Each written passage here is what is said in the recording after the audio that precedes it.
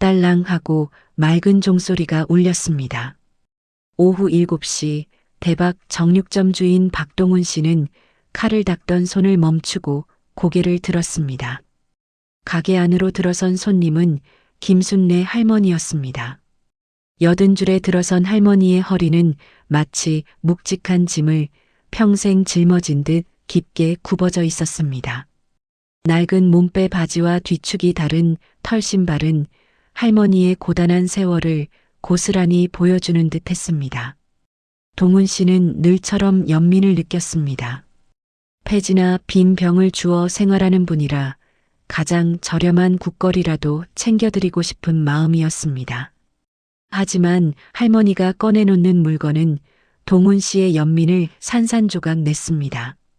할머니는 허리춤 깊숙한 곳에서 검은 비닐봉지를 조심스럽게 꺼내셨습니다. 잔주름 가득한 손가락은 떨렸지만 그 움직임은 무언가를 지키려는 듯 단호했습니다. 봉지 안에는 10,000원권과 50,000원권 지폐가 두툼하게 섞인 현금 다발이 들어 있었습니다.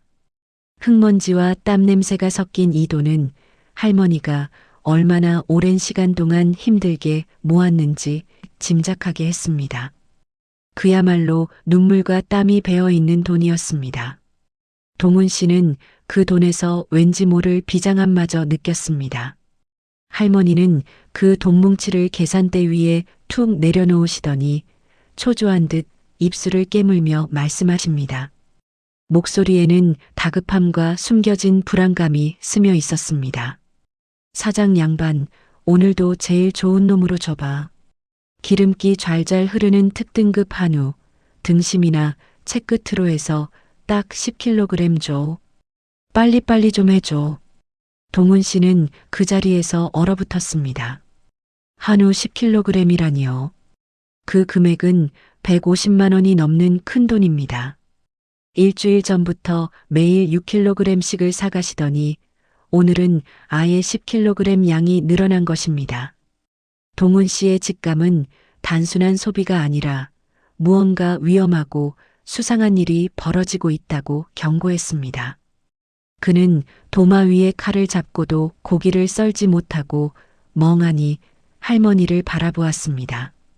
동훈 씨는 걱정을 숨기지 못하고 할머니께 재차 물었습니다. 그의 목소리에는 깊은 염려가 담겨 있었습니다. 할머니, 잠깐만요. 이 많은 고기는 누가 드시려고 그러는 거예요? 혹시 누가 와서 강요하는 겁니까?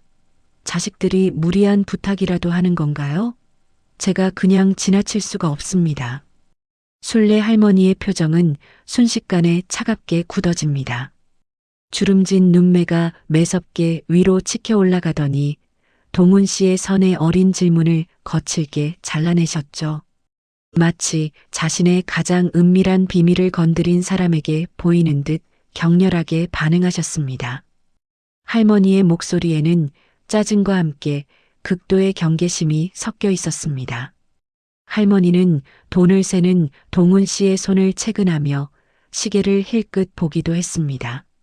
잔말 말고 고기나 썰어. 내가 먹일래 새끼가 있다고 했잖아. 그리고 오늘은 핏물도 닦지 말고 그냥 덩어리로 달라고 했어. 빨리. 동훈 씨는 더 이상 말을 이을 수 없었습니다. 할머니에게 자식이 없다는 것을 알고 있었기에 내 새끼라는 말이 더욱 가슴을 쳤습니다. 게다가 핏물도 닦지 않은 붉은 생고기를 덩어리째 달라는 요구는 아무리 생각해도 기괴했죠. 동훈 씨는 고기를 썰면서도 계속 할머니를 관찰했습니다. 할머니는 끊임없이 가게 문 밖을 힐끗거리고 안절부절 못하며 발을 동동 구르셨습니다.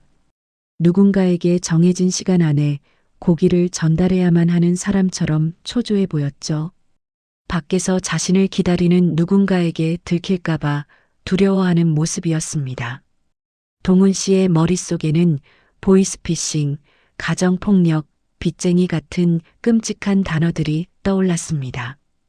그때 동훈 씨는 고기 10kg을 비닐에 담아 묶는 척하며 할머니의 앙상하고 떨리는 손목에 시퍼렇게 멍든 자국을 발견했습니다.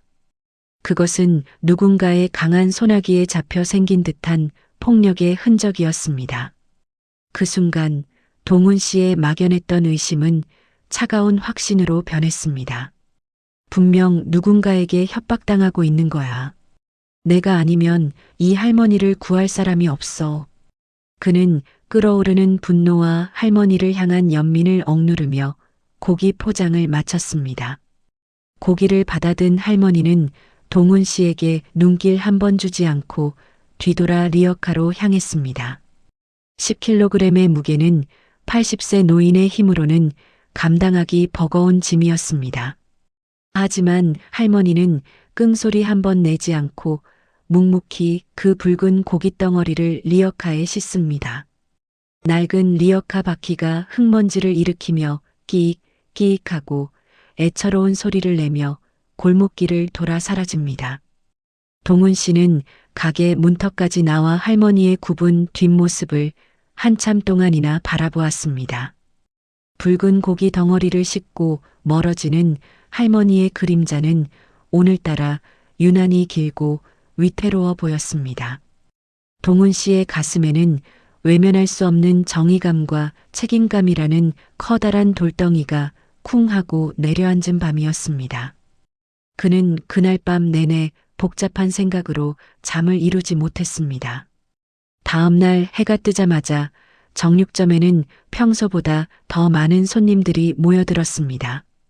이들은 고기를 사러 온 것이 아니라 순례 할머니에 대한 흉흉한 소문을 주고받기 위해 모인 것이었죠.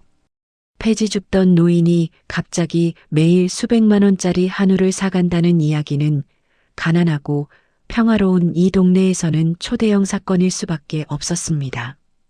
동네 아주머니들은 웅성거리며 혀를 찼습니다. 내가 은행 다니는 동생한테 들었는데 그 할매가 며칠 전에 은행에 가서 평생 모은 적금을 몽땅 해지했대요.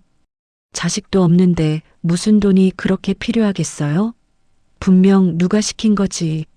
맞아요. 그 돈이 다 어디로 가겠어? 노인 등쳐먹는 깡패들이 숨겨놓고 매일 고기 상납하라고 시키는 거 아니겠어? 노인네가 제정신이 아니고서야 그 비싼 소고기를 매일 사 먹을 리가 없지. 동훈 씨는 동네 사람들의 쑥덕거림을 들으면서 불안감이 극에 달했습니다. 단순한 과소비가 아니었습니다. 평생의 생명줄이었을 적금까지 깨고 기초연금 통장마저 바닥을 보이고 있다는 사실은 할머니의 삶 전체가 외부의 압력으로 인해 위협받고 있다는 명백한 증거로 보였습니다. 동훈 씨는 어제 본 할머니의 손목에 시퍼런 멍 자국을 다시 한번 떠올렸습니다. 누군가의 폭력적인 위협의 흔적이라고 이제는 확신할 수 있었습니다. 동훈 씨는 더 이상 양심의 가책을 느끼며 이 일을 외면할 수 없다고 결심했죠. 자신이 할 수 있는 유일한 일은 경찰에 신고하는 것뿐이었습니다. 결국 동훈 씨는 결단을 내렸습니다. 점심 장사가 끝나고 가게 문을 잠근 뒤 휴대폰을 꺼내 들어 지구대에 전화를 걸었습니다. 전화를 걸기 전까지 그의 손은 땀으로 축축했습니다. 자칫 잘못하면 괜한 오지랖으로 자신이 엮일 수도 있다는 두려움이 엄습했지만 할머니를 구해야 한다는 책임감이 모든 망설임을 이겨냈습니다. 그는 떨리는 목소리로 할머니의 수상한 거래 내역과 자신의 의심을 상세하게 설명했습니다. 그의 목소리에는 절박함이 묻어 있었습니다. 신고를 받은 젊은 이순경은 처음에는 반신반의하는 표정이었습니다. 정육점까지 직접 찾아와 동훈 씨의 설명을 들었지만 노인께서 잠시 사치를 부리시거나 아니면 친척에게 부탁을 받으신 게 아니겠습니까? 라며 사건을 축소하려 했죠. 그러나 동훈 씨가 한 달 동안 모아둔 할머니의 영수증 뭉치를 이순경의 앞에 펼쳐 보이자 이순경의 얼굴도 점차 굳어지기 시작했습니다. 영수증에 찍힌 총액 800만 원이라는 숫자는 젊은 경찰관에게도 충격적이었습니다. 이순경은 즉시 순례 할머니의 신상을 조회했습니다. 결과는 예상대로 충격적이었습니다. 할머니 앞으로 된 통장 잔고는 거의 바닥이었고 최근에 거액의 적금이 해지된 기록이 명확하게 남아 있었습니다. 게다가 할머니에게는 법적으로 부양의 의무를 가진 자식이나 가족이 없는 것으로 확인되었습니다. 이순경은 고개를 젓습니다. 사장님 말씀이 맞을 수도 있겠습니다. 이 정도 금액을 매일 지출하실 경제적 여력이 전혀 없으세요. 누군가에게 강요당하고 있을 가능성이 높습니다. 이건 단순한 신고가 아닙니다. 할머니를 구해야 할 상황인 것 같습니다. 두 사람은 비장한 눈빛으로 서로를 바라보았습니다. 할머니가 오늘 고기를 사가는 순간을 기점으로 미행을 시작하기로 계획을 세웠습니다. 동훈 씨는 초조해하며 할머니의 방문을 기다렸습니다. 오후 7시 어김없이 순례 할머니가 리어카를 끌고 정육점 문을 열고 들어섰습니다. 동훈 씨는 애써 태연한 척하며 고기를 포장했습니다. 할머니가 10kg이 담긴 리어카를 끌고 골목길로 사라지는 순간 동훈 씨는 이순경에게 눈짓했습니다. 이순경은 순찰차를 숨겨두고 동훈 씨와 함께 어둠 속으로 몸을 숨겼습니다. 낡은 리어카 바퀴가 내는 끼익, 끼익 소리가 두 사람의 심장을 조여왔습니다. 그 소리는 구조를 기다리는 할머니의 희미한 SOS 신호처럼 들렸습니다. 동훈 씨는 할머니의 굽은 등을 바라보며 자신이 곧 정의를 실현할 것이라는 비장한 각오를 다졌습니다. 저녁 7시 골목길은 이미 칠흑 같은 어둠에 잠겨 있었습니다. 할머니가 향하는 길은 빛마저도 외면한 듯 했습니다. 그곳은 재개발이 중단되면서 동네 사람들이 흉가촌이라 부르는 폐가 지대였습니다. 깨진 창문과 무너진 담벼락이 을씨년스러운 분위기를 풍기는 곳이었죠. 축축하고 퀴퀴한 흙냄새가 코를 찔렀고 찬 바람마저도 뼈를 시리게 만들었습니다. 동훈 씨는 폐가 지대 특유의 곰팡이 냄새와 낡은 콘크리트 냄새에 자신도 모르게 코를 찡그렸습니다. 순례 할머니는 그 무거운 리어카를 끌고 가파른 비탈길을 오르셨습니다. 무게에 눌린 리어카는 덜컹거리며 위태로웠습니다. 숨이 턱 끝까지 차올라 헉 거친 숨소리가 어둠 속을 갈랐지만 할머니는 쉴 틈을 주지 않으셨습니다. 마치 정해놓은 시간에 늦으면 큰 벌을 받을 것처럼 초조하고 다급해 보였죠. 앙상한 팔에서 뿜어져 나오는 비정상적인 집념은 동훈 씨와 이순경에게 긴장감을 넘어선 불안감마저 주었습니다. 그들은 할머니가 끌고 가는 리어카 속의 붉은 한우 덩어리가 마치 시한폭탄처럼 느껴졌습니다. 동훈 씨와 이순경은 흙먼지가 날리는 골목길을 조심스럽게 뒤따랐습니다. 인기척에 예민하게 반응하는 할머니에게 들키지 않기 위해 그들은 허름한 담벼락 뒤에 몸을 숨기고 발소리를 죽였습니다. 드디어 할머니의 리어카가 산 중턱에 위태롭게 서 있는 판잣집 앞에서 멈춰 섰습니다. 그 집은 지붕이 반쯤 날아가고 창문은 검은 비닐로 대충 막아놓은 당장에라도 쓰러질 것 같은 흉가였습니다. 집 주변에는 사람의 발길이 닿지 않은 듯 수풀이 우거져 있었고 그 안쪽으로는 희미한 불빛 하나가 불안하게 깜빡였습니다. 사장님, 저 집입니다. 사람이 살고 있는 것 같진 않은데 저 안에서 무슨 일이 벌어지고 있는 걸까요? 이순경이 낮게 속삭였습니다. 동훈 씨는 침을 꿀꺽 삼켰습니다. 그의 상상 속에는 험상궂은 조폭들이 고기를 뜯으며 할머니를 비웃고 있을 것만 같았습니다. 긴장감으로 온몸의 근육이 딱딱하게 굳어지는 것을 느꼈습니다. 그는 주먹을 꽉 쥐고 이마에 맺힌 땀을 닦았습니다. 그때 닫혀있던 판잣집 문이 삐그덕하고 불안한 소리를 내며 열렸습니다. 할머니는 고기 봉지를 들고 허겁지겁 그 어둠 속으로 몸을 던지셨죠. 그리고 문이 닫히기 무섭게 방 안에서 정체불명의 소리가 새어나왔습니다. 으르르, 쩝쩝. 분명 사람의 신음소리 같기도 하고 굶주린 짐승의 울음소리 같기도 한 섬뜩한 소리였습니다. 동훈 씨의 심장은 쿵쾅대며 귓가에 울려 퍼졌습니다. 이순경 역시 극도로 긴장한 표정으로 삼단봉을 잡았습니다. 그는 동훈 씨에게 속삭였습니다. 숨소리도 내지 마세요. 안에 흉기라도 있을지 모릅니다. 저희가 먼저 움직입니다. 들었죠? 저거 짐승 소리만은 아닙니다. 저 안에 누가 있는 게 분명해요. 아마 그 범인들이 틀림없습니다. 이제 돌입해야 합니다. 이순경은 무전으로 지원을 요청하려다 시간이 급하다고 판단했는지 무전기를 다시 허리춤에 꽂았습니다. 할머니의 다급한 목소리가 방 안에서 들려왔습니다. 내 새끼, 배고팠지? 엄마 왔다. 고기 많이 먹어. 할머니의 목소리에는 두려움이나 체념 대신 격렬하리만큼 강한 애정과 다급함이 배어 있었습니다. 동훈 씨는 그 목소리에 의아했지만 이순경의 눈빛은 이미 돌입을 명령하고 있었습니다. 그들은 더 이상 지체할 수 없었습니다.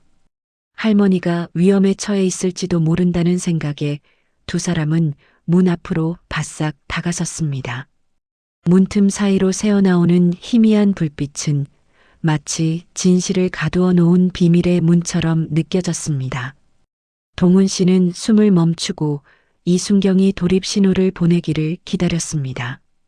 쿵쾅거리는 심장 소리 외에는 아무것도 들리지 않는 고요한 밤이었습니다. 그들은 할머니의 리어카가 싣고 온 붉은 고기의 미스터리가 풀리는 충격적인 순간을 앞두고 온몸을 떨었습니다. 꼼짝 마. 경찰이다. 이순경의 우렁찬 목소리가 어둠을 갈랐습니다. 낡은 나무 문이 부서질 듯 박차고 열렸고 동훈 씨도 정의감에 불타 뒤따라 방 안으로 뛰어들어갔습니다. 누렇게 빛나는 낡은 형광등 아래 드러난 광경은 동훈 씨와 이순경의 모든 예상을 산산조각 내버렸습니다. 그들의 머릿속에 가득했던 조폭이나 흉악범은 그 어디에도 없었습니다.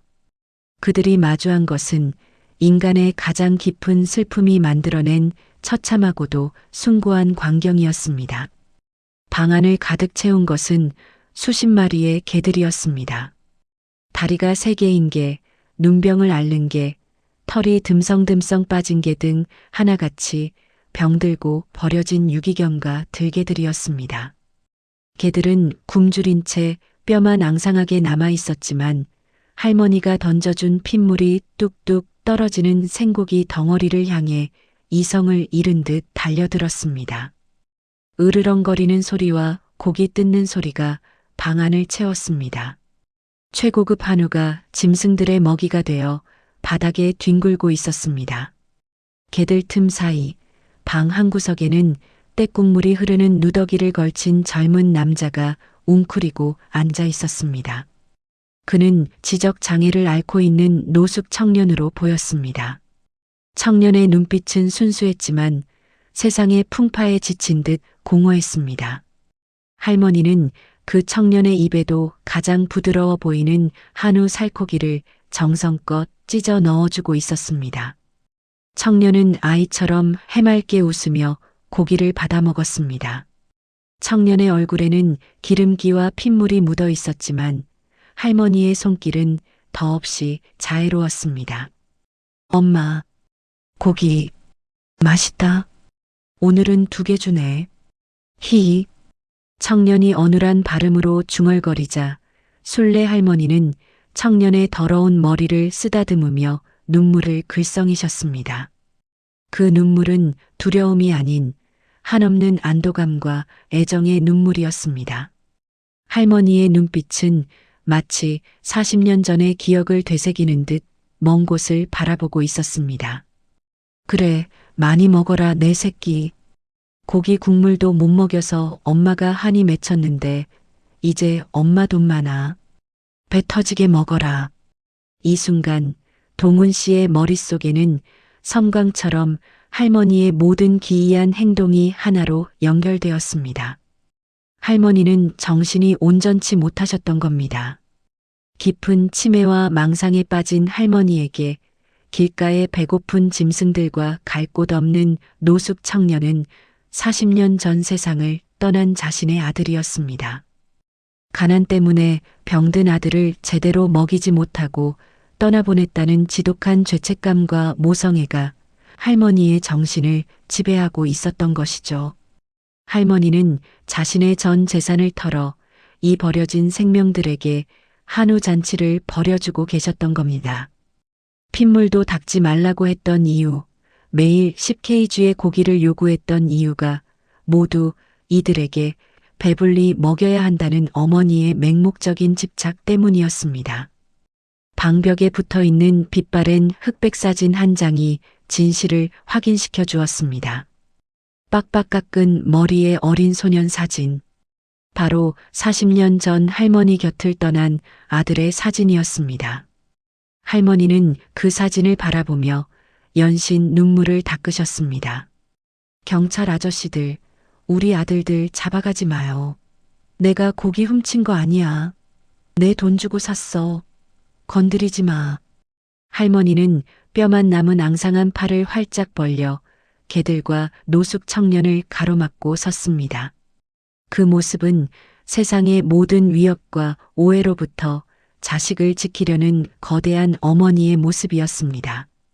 동훈 씨는 자신이 범죄라고 확신했던 모든 것이 인간의 가장 슬프고 숭고한 사랑이었음을 깨닫고 무너져 내렸습니다.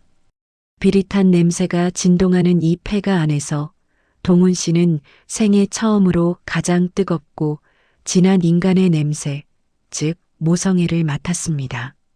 다리에 힘이 풀려 주저앉은 동훈 씨의 얼굴에는 회한과 충격, 그리고 비로소 모든 것을 이해한 슬픔의 눈물이 복물처럼 터져 나왔습니다.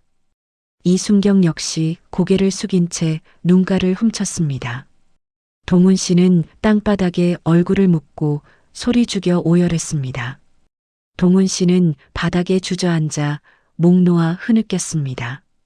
그의 어깨는 격렬하게 들썩였고 자신이 정의감이라 착각했던 오만함과 무지함이 할머니의 순수한 사랑을 짓밟으려 했다는 사실이 그를 짓눌렀습니다.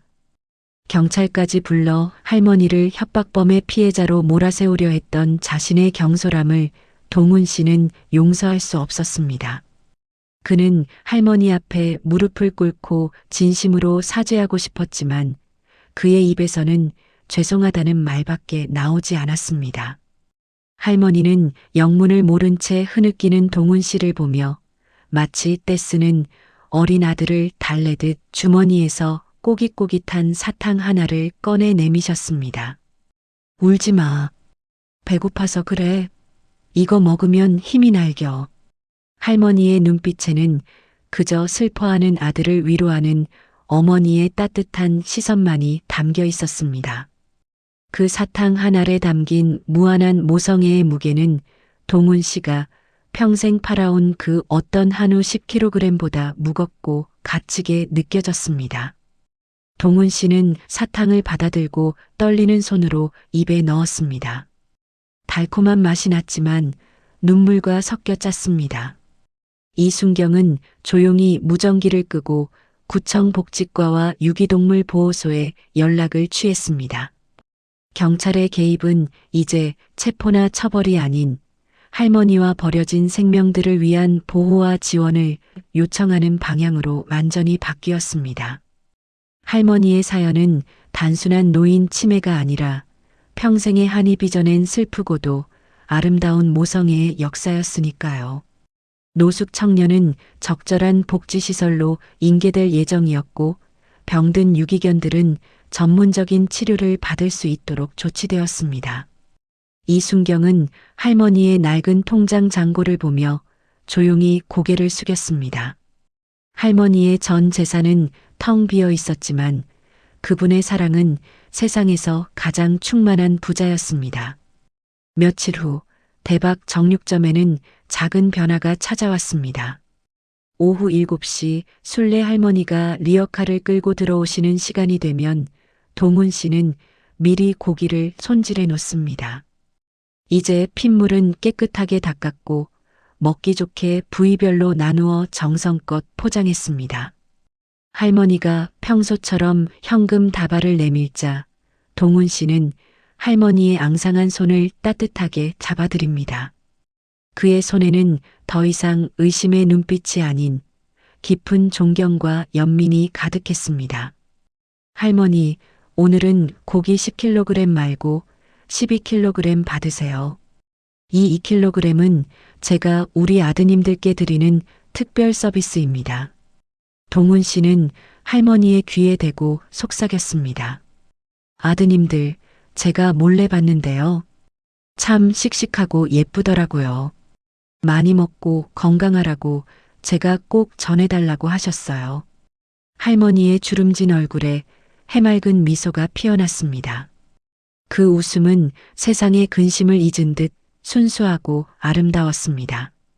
고마워, 정말 고마워. 복 많이 받을겨. 할머니는 아이처럼 기뻐하며 리어카를 끌고 가게를 나섰습니다. 낡은 리어카 바퀴는 여전히 끼익, 끼익 소리를 내며 멀어져 갔지만 이제 동훈 씨에게 그 소리는 더 이상 비명처럼 들리지 않았습니다. 세상의 모든 고통과 슬픔을 묵묵히 짊어지고 가는 위대한 어머니의 걸음 소리처럼 숭고하게 들렸습니다. 동훈 씨는 가게 유리창에 비친 자신의 얼굴을 물끄러미 바라봅니다. 사람의 겉모습만 보고 섣불리 판단했던 자신의 오만함을 반성했습니다. 세상에는 눈에 보이는 법과 질서, 상식보다 더 깊고 강력한 사랑의 질서가 존재한다는 것을 깨달았습니다. 할머니의 한우는 단순히 비싼 육류가 아니라 시간을 거슬러 죽은 아들에게 닿고자 했던 한 어머니의 지극한 마음이었습니다. 오늘도 동훈 씨는 그 붉고 뜨거운 사랑이 담긴 고기를 세상의 가장 낮은 곳으로 보내며 그의 정육점은 단순한 가게를 넘어선 사랑과 연민의 공간으로 거듭나고 있었습니다.